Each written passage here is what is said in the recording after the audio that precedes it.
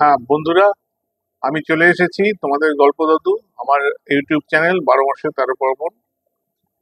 আগে আমি তোমাদের টেনিদার অভিযানের আমি 6 নম্বর পর্ব বলেছিলাম। সেই সজারু কাঁটা, সেই গর্তের মধ্যে সেই পড়ে যাওয়া, সেখানে বাঘ ছিল, একটা সজারু ছিল, মানে বাঘটা পড়ে এসে পড়েছিল। সেখান থেকে আমি উদ্ধার পেয়ে আমি চলে এলাম। এবার এসে আমি একটা পচা ভীমরুলের ভীমরুলের আক্রমণ হাতে বাঁচতে আমি একটা পচা ডোবায় আমি ঝাঁপ দিয়েছিলাম। তারপরে এবার শুরু করি তাহলে। কি পচা পাকড়ে বাবা, কি বিচ্ছিরি গন্ধ! কতক্ষণ মাথা ডুবিয়ে থাকা যায় তার ভেতরে? একটা মাথার তুলেই তো বো বো করে সমানে চক্কর দিচ্ছে ভীমরুলিরা। ভীমরুলিরা চক্কর দিচ্ছে ঠিক আছে, কিন্তু এ কি খেলায় পড়া গেল! ভাগ্যিস ডোবাটায় বেশি জল নেই, নাহলে তো ডুবে মরতে হতো। হাঁটু সমান কাদা, তার জলের ভেতরে কোন রকমের খাপটি মেরে বসে আছি। চারিদিকে ব্যাঙ লাগাম লাগাচ্ছে, কানে কানে পোকা ঢুকছে, কানে ঠান্ডা, হাত পা জমে যাচ্ছে। বাঘের ঘর তো এসে উঠে এসে শেষ তো পচা ডুবে মারা যাবো নাকি? ভাল লাগে না। অমনি একবার যেই মাথার তুলছি অমনি মাথার ও ও করে ঘুরতে আরম্ভ করেছে, আবার ডুব। এমনি করে কতক্ষণ কাটলো জানি না। তারপর যখন ভীমরুল হতাশ হয়ে সরে পড়লো, তখন ভালো করে তাকিয়ে দেখি চারিদিকে কিছু নেই। তখন আমি ডোবা থেকে উঠে এলাম। ইহ, কি খোলতাই চেহারাখানা হয়েছে আমার! একটু আগে ছিলুম পটল ডাঙার প্যারারাম, ওজন ছিল সর্বসাকল্যে 1 মণ 7 সের। এখন আমি যে ঠাউরি করতে পারলাম না, সারা গায়ে কাদার আস্তর পড়েছে। নিজের হাত পা জামা কাপড় কিছুই দেখতে পাচ্ছি না। পা তো দেখছি, পা তো ফেলছি না, যেন হাতির মতন এক একটা হাতির সেই থামের মতন পা পড়ছে, পদক্ষেপ যাকে বলে। আমি এখন ওজনে অন্তত 3.5 মণ। আর মাথার উপরে পোয়াটা ব্যাঙের বাচ্চা, মানে ব্যাঙাচি নাচানাচি করছি। কিন্তু এমন কি যাই কোন দিকে এখন? কাদা টাদা অনেকক্ষণ ধরে পরিষ্কার করলাম, জামা জুতো ডোবার জলেই ধুয়ে নিলাম। কিন্তু এখন যাই কোথায়? কি কোন দিকেই বা যাই? শীতে সারা শরীর জমে যাচ্ছে, এদিকে ঘন জঙ্গল। কোথায় যাব, কি করব, কিছুই ঠিক করতে পারলাম না। টেনিদার যে কি হাল হলো, আর চার মধ্যে বাকি 3 জনই বা কোথায়, আর কুটি মামাই তার শিকার দিয়ে এখন কোন দিকে গেলেন কিছুই জানি না। যাকগে, সে ভাবনা পরে হবে। এখন এই শীতের হাত থেকে কেমন করে রেহাই পাই? বনের পাতার ফাঁক দিয়ে এক জায়গায় একটা ঝলমলে রোদ পড়েছে দেখতে পাচ্ছি। বেলা এখন দুপুরের দিকেই হবে। আমি আমি সেই রোদের ফাঁকে, রোদের মধ্যে এসে দাঁড়ালুম। বেশ ঝাঁঝালো রোদ, এতক্ষণে শরীরে একটু বেশ আরাম পাচ্ছি। কিন্তু ল্যাঠা কি আর একটা নাকি, একবার টের পড়লাম পিঠের মধ্যে চুই চুই চুই চুই করে ডাকছে। মানে জোর খিদে পেয়েছে আর কি। সেই খিদে টের পেলুম, মনে হলো যেন কতকাল খাইনি। নাড়ি ভুড়িগুলো সব আবার ছিঁড়ে টুকরো টুকরো হয়ে যেতে চাইছে। খিদের চোটে আর দাঁড়াতে পারছি না আমি। মনে পড়লো আসার সময় টিফিন ক্যারিয়ার ভর্তি খাবার আনা হয়েছিল। তাতে লুচি, আলুর দম, বেগুন ভাজা আর সন্দেশও ছিল বড় বড়। হায়, কোথায় ভ্যান আর কোথায় লুচি আর আলুর দম! জীবনে কি আর কোনোদিন আলুর দম দেখতে পাবো আমি? কিছুক্ষণ পরে বনের ভেতর পটল ডাঙার প্যালার 12টা বেজে যাবে। 1:30টা বা 2:30টে না বাজলেও 12টা দিয়ে বাজবে, এ ব্যাপারে কোনো সন্দেহ নেই। আর যদি বাঘ ভাল্লুকের না খায়, খিদেতেই মারা যাবে। না, আর পারা যাচ্ছে না। এটা কিছু খাবার দাবার জোগাড় করা দরকার। যেই খাবারের কথা ভাবলুম, অমনি শরীরে একটা তেজ এসে গেল। আমি দেখছি আমার এরকমই হয়। যে একবার হাবুলের ছোট ভাইয়ের বাবুলের অন্নপ্রাশনের নেমন্তন্ন ছিল, আগের দিন রাতে কুঁ কুঁ করে জ্বর এসে গেল। ভাবলুম পরের দিন ওরা সবাই প্রেম সে মাংস পোলাও সাঁটবে, আর আমার বড়াতে কেবল বার্লির জল। দারুণ মনের জোর নিল। বললে বিশ্বাস করবে না, সকালে জব একদম রেমিশন হয়ে গেল। আর তাজা চাঙ্গা হয়ে উঠলাম। খেয়েছিলুম ও ঠেসে। অবশ্য সেদিন রাত থেকে কিন্তু সে কথা বলে আর কাজ নেই, মানে নেমন্তন্ন তো আর ফসকাতে পারি না, ফসকাতে দিইও নি। কিন্তু এখন আপাতত আমাকে খেতেই হবে, শীত ফিত চুলোয় যাক। বনে তো অনেক রকম ফল পাকড় পড়ে থাকে শুনেছি, ঋষি মুনিরা সেই সব ফল ফল খেয়েই তো তপস্যা করে। আমি গাছের দিকে তাকাতে তাকাতে গুটি গুটি এগোলাম, কোথায় ফল, কেবল পাতা আর পাতা। ছাগল হলে অবশ্যই ভাবনা ছিল না, বড়দা আমাকে ছাগল বলে বটে, কিন্তু আমি তো সত্যি সত্যি ঘাস পাতা খেতে পারি না, ছাগল বললে কি হবে। ফল পাই কোথায় এখন? একটা গাছের তলায় কালো কালো যেন কি সব পড়ে রয়েছে, একটা তুলে কামড় দিয়ে দেখি, ইস, বাপরে, ইটের চেয়েও শক্ত, দাঁতই বসাতে পারলাম না। একটু দূরে লাল টুকটুকে গোটা দুই ফল লতা থেকে ঝুলছিল, দৌড়ে গিয়ে একটা ছিঁড়ে আনলো, কামড় দিতে, এ রামো রামো, কি বিচ্ছিরি ভেতরটা, আর বদ গন্ধ, থু থু করে ফেলে দিতে পথ পায় না। তখন মনে পড়লো, আরে এ তো মাকাল ফল, এ তো আগেও দেখেছি, ছ্যা ছ্যা। ধ্যাৎ, ধ্যাৎ। ঋষি মুনিদের নিকুচি করেছে, বনে ফল থাকে না, ঘোড়ার ডিম থাকে। এখন বুঝতে পারছি সব গুলপট্টি, আমাকে লাখ টাকা দিলেও আমি কখনো সাধু সন্ন্যাসী হব না, প্রাণ থাকতেও হব না, আর প্রাণ গেলে তো নয়। অবশ্য লাখ টাকা সাধুদের কি কেউ দেয়? দেয়, সে যাই হোক, কিন্তু খাই কি? ক্র্যাং ক্র্যাং, পেছনে একটা বিটকেল আওয়াজ, আমি তাড়াক করে লাফিয়ে উঠলাম। আবার সেই শব্দ, ক্র্যাং ক্র্যাং। এ আবার কি? কোথাও কিছু দেখছি না, অথচ এমন একটা যাচ্ছে তাই আওয়াজ হচ্ছে, ক্র্যাং ক্র্যাং। দৌড়বো ভাবছি, এমন সময় ঠিক আবিষ্কার আবিষ্কার করছি, আমার সঙ্গে ইয়ার কি হচ্ছে। দেখি না, পাশে একটা নালা, তার ভেতর গোলগাল একটি ভদ্রলোক, তিনি আওয়াজ করছেন। ভদ্রলোক? আরে হ্যাঁ, কিন্তু ভদ্রলোক ছাড়া কি বলা যায়? একটি নিটোল কোলা ব্যাঙ, পিঠের ওপর বড় বড় টোপ, মানে তিনিই ডাকছিলেন আর কি। বড় বড় টোপ তোলা, মস্ত মস্ত চোখ দুটো কানের ওপর খাড়া রয়েছে, আমার দিকে ড্যাব ড্যাব করে চেয়ে তুলে বলছে, আর মাঝে মাঝে শব্দ হচ্ছে ক্যাং ক্যাং ক্রুং ক্রুং।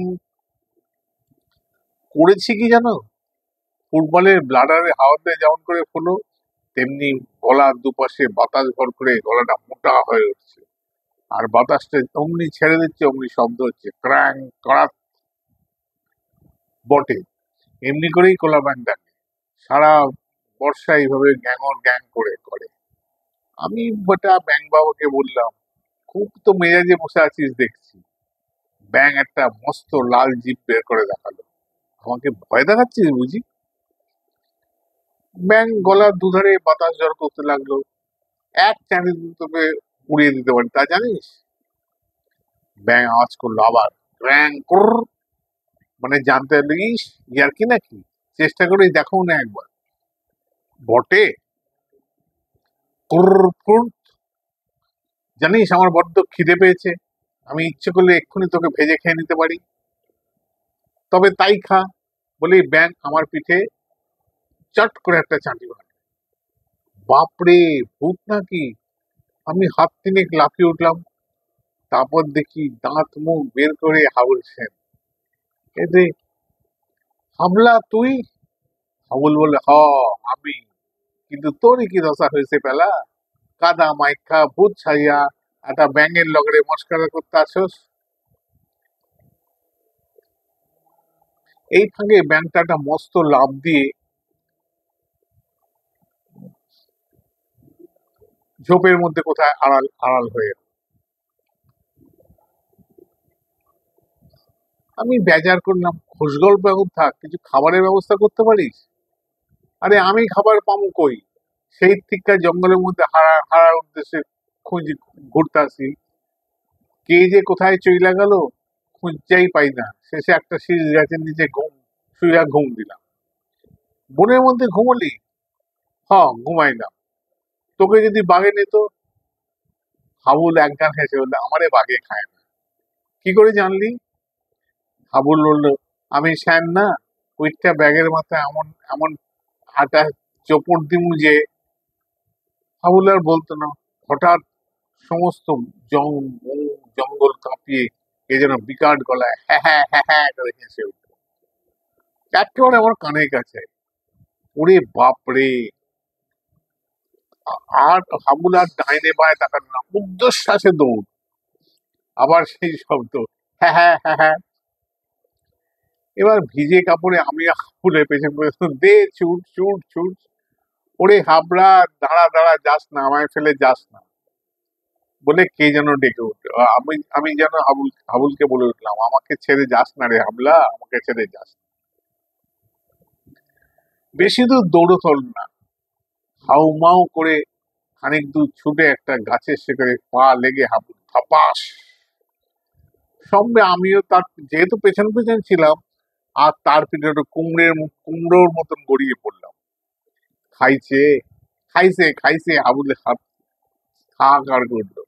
তারপর দুজনে মিলে জড়াজড়ি জাপটা জাপটি। ভাবছি পেছন থেকে আবার সেই অট্টহাসির ভূতটা এসে আমাদের দুজনকে ওই ক্যাক করে গিলে ফেলবে। কিন্তু মিনিট পাঁচেক গড়াগড়ি করেও যখন কিছু হলো না, তখন তখন মনে হলো যে আমরা তো একই কলেজে পড়ি, আমরা তো এখন কলেজেই পড়ি, ছেলে মানুষ তো নয়। অমনি তাড়াক করে লাফিয়ে উঠে, ধুত্তর ভূত, গুলি মেরেছে, বাঘের গর্তে পড়েই উঠে এলো, ভূতের কিসের ভয়। হাবুল সেন বিধ্বস্ত হয়ে পড়ে আছে, আর চোখ বুজে সমানে রাম রাম রাম রাম করছে। ভাবছে ভূত ওর ঘাড়ে এসে চেপে বসে। আসলে আমি পড়েছি সেটা ওর মনে খেয়ালই নেই। থাক পড়ে। আমি উঠে জুলু জুলু চোখে চারিদিকে দেখলুম, আবার সেই হাসির আওয়াজ, শুনেই আমি চিংড়ি মাছের মতন তিরিং করে লাফ মেরেছি। হাবুল আবার বললো, খাইছে খাইছে, কিন্তু কথাটা হলো হাসছে কি, আর আমাদের মতন অখাদ্য জীবকেই খেতেই বা চাচ্ছে কি। আরে ছ্যা ছ্যা, মিথ্যেই দৌড় করলো। কাণ্ডটা দেখেছো একবার? ওই যে বকের মতো একটা পাখি, তার চাইতে গলাতে একটু লম্বা, কদম ছাড় চুলের মতন কেমন একটা মাথায় লালচে কালচে দাগ, কুতকুতে করছে চোখ দুটো, আবার বড় বড় ঠোঁট ফাঁক করে ডেকে উঠলো, হ্যাঁ হ্যাঁ হ্যাঁ হ্যাঁ। ওরে হাবলা, উঠে পড়, ওটা একটা পাখি। হাবুল সেন কি সহজে ওঠে? ঠিক যেন একটা জগদ্দল পাথর মতন পড়ে আছে। চোখ বুজে তিনটে কুইনেন একসাথে যেমন খেলে মুখটা বেজার করে রাম নাম করছে, রাম নাম কর পেলা, রাম নাম কর, নাহলে বাঁচবো না। এই রে, ভূতে ফ্যাকর ফ্যাকর করে হাসতেছে, আর তখন পাখি দেখানোর শখ হইলো। তোর এখন পাখি দেখানোর শখ হইলো? রাম নাম কর, রাম নাম কর। কি জ্বালা! আমি কটাং করে হাবুলের কানে একটা চিমটি দিলাম। হাবুল চ্যাঁ করে উঠলো, বললো, হতচ্ছাড়া, একবার উঠেই দেখ না, ভূত ফুত কোথাও নেই। একটা লম্বা গলার পাখি এমনি আওয়াজ করে হাসছে। কি? পাখি ডাকতেছে? বলে বীরের মতন লাফিয়ে উঠল হাবুল। আর তক্ষুনি বিচ্ছিরি চেহারা পাখিটা হাবুলের দিকে তাকে গলা একটু বাঁকিয়ে চোখ ফুটফুট করে ঠিক ভেংচি কাটার মতন ভঙ্গিতে আবার হ্যাঁ হ্যাঁ করে হেসে উঠল। হাবুল, মস্করা হচ্ছে আমাগো স্যার, আমার, আরে আমার রসিক পাখি রে, ওখানে ধৈরা তোকে রোজ বানায় খামু। আমার পেতে সেই কিন্তু আবার তিরিং বিরিং করে লাফাতে আরম্ভ করলো। আর যেন আমি থাকতেই পারছি না। আমি বললাম, রোস্ট বানাবি? এক্ষুনি বানিয়ে ফেললাম ভাই, দারুণ খিদে পেয়েছে। কিন্তু কোথায় রোস্ট আর কোথায় কি? আমুলটা 1 নম্বর জোচ্চ। দু তিনটে মানে চাঙর দিয়ে তুলে ছুঁড়েছে পাখিটার দিকে, আর অমনি পাখিটা ক্যাঁ ক্যাঁ আওয়াজ করে দানা ঝাপটে বনের মধ্যে ভ্যানিশ। গেল গেল, রোস্ট পালিয়ে গেল বলে আমি পাখিটাকে ধরতে গেলাম, কিন্তু ওকে আর ধরা যায়? ভীষণ বেজার হয়ে আমি দাঁড়িয়ে রইলাম। পাখিদের এই এক দোষ, হয় দুটো ঠ্যাং থাকে, সেই ঠ্যাং ফেলে পাই পাই করে পালিয়ে যায়, আর না হয় দুটো ডানা থাকে, সাঁই সাঁই করে উড়ে যায়। মানে ওদের দেখতে পেলেই রোস্ট করা যায় না। খুব খারাপ, পাখিদের ভীষণ অন্যায়। এরা অন্যায় করা উচিত কি বলো, তোমরাই বলো। আমি বললাম, কি এখন করা যায় হাবুল? হাবুল যেন আকাশ জোড়া হাইতে চললো, কিছুই করণের নেই, শুধু বসে থাকো। কোথায় বসে থাকবো? যেখানে খুশি। এইটা তো আর কলকাতার রাস্তা না যে ঘাড়ের ওপরে একটা মোটর গাড়ি আইসা পড়বে। কিন্তু বাঘ তো এসে পড়তে হয়, আসুক না, বেশ জুত করে বসে বসে ভাবলাটা হাঁটবে। বাঘেরা আমারে খাইব না, তোরে ধইরা খাইতে পারে, কিন্তু তোরে খাইয়া বাঘটা নিজেই যদি ফ্যাচাং পড়ে যায়, যাইব, সে তুই বুঝবি না। বাঘের পেটের মধ্যে প্যালাজার হইল বলে মুখ ভর্তি শাঁকার মতন দাঁত বের করে আমার হাবুলে আবার খ্যাক খ্যাক করে হাসতে লাগে। ভিজে ভূত হয়ে আছি, সারা গা ভর্তি পা। এদিকে পেটের মধ্যে খিদেটা সমানে তেরে তেরে কেটে তাড়াতাড়ি কেটে তাক বাড়ছে। এদিকে এই হুনুলুলু, না মাদাগাস্কার, না সুন্দরবন, দৌত্তরি, এসব কিছুই না, এটা ডুয়ার্স পশ্চিম বাংলায়। এই যাচ্ছে তাই জঙ্গলের পথ হারিয়ে ভেবা চেকে হয়ে রয়েছে। তার উপরে একটু পরেই রাত নামবে, তখন হাতি, গন্ডার, বাঘ, ভাল্লুক সবাই মোকাবিলা করতে আসবে আমাদের সঙ্গে। এখন এইসব ফাজলামি ভালো লাগে?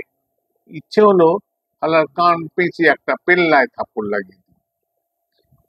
কিন্তু হাবলাটা ওর বক্সিং শিখেছে, ওর সাথে তো চালাকি মারা চলবে না, ওকে ঘাঁটিয়েও সুবিধা করতে পারবো না।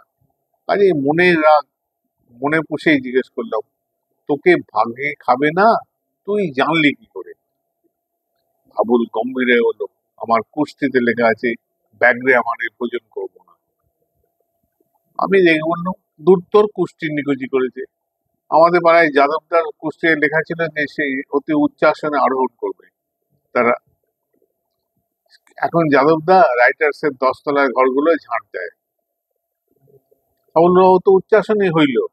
আমি ভেবে তা হইল, কিন্তু ব্যাঘে বাঘরে না ভোজন করবে, ভাল্লুক এসে যদি ভক্ষণ করে কিংবা হাতি এসে যদি পায়ের তলায় চেপে যায়, তখন কি করবি? আবুল এবার একটু গম্ভীর হলো। হ হ, এই কথাটা চিন্তন করা দরকার। ক্যাপ্টেন হাতির টেনিদা হাতির পিঠে উইটটা কোথায় যে গেল, সব গোলমাল হয়ে গেছে। পুরাটাই গোলমাল করবে। একটা বুদ্ধি দে পেলা, কোন দিকে যাওন যায় দেখি। যাওয়ার কথা পরে হবে, সত্যি বলছি হাবুল, এক্ষুনি কিছু খেতে না পেলে আমি বাঁচবো না। কি খাওয়া যায় বলতো? হাতি ফাতি ধরে রাখা, আর কি খাবি? ওর সঙ্গে কথা কয় ধাসটা। এদিকে ভূতের ভয়, ওদিকে দিব্যি আবার লম্বা হয়ে শুয়ে পড়লো, যেন নিজের মোলায়েম বিছানাটি নবমীকে তাই গায়ে দিয়ে দিয়েছে। একটু পরেই হয়তো ঘুর ঘুর করে সুন্দরভাবে ঘাস আর নাক ডাকা শুরু করবে। ও তার ছেলেকে বিশ্বাস নেই, ও সব পারে। কিন্তু আমাকে তো কিছু খেতেই হবে, আমি খাবোই। চারিদিকে ঘুরঘুর করছি, কোথাও যদি একটা ফল টল পাই, খালি কিন্তু কোথাও কিচ্ছু নেই, খালি পাতা আর পাতা। বনে হরেক রকম ফল থাকে শুনেছি, ঋষি বন্ধু তো তাই তৈরিবাদ করেন, সেব বুলপট্টি। এমন সময় কখন কখন যেই একটা ঝোপের কাছাকাছি গেছি, এক জোড়া বনমুরগি বেরিয়ে এসে ও দৌড়। আমার আবার দীর্ঘশ্বাস পড়ল। ইস, পাখিদের কেন ঠাং থাকে, বিশেষ করে মুরগিদের। ওরা ওরা কেন কারি বা রোস্ট হয়ে জন্মায় না?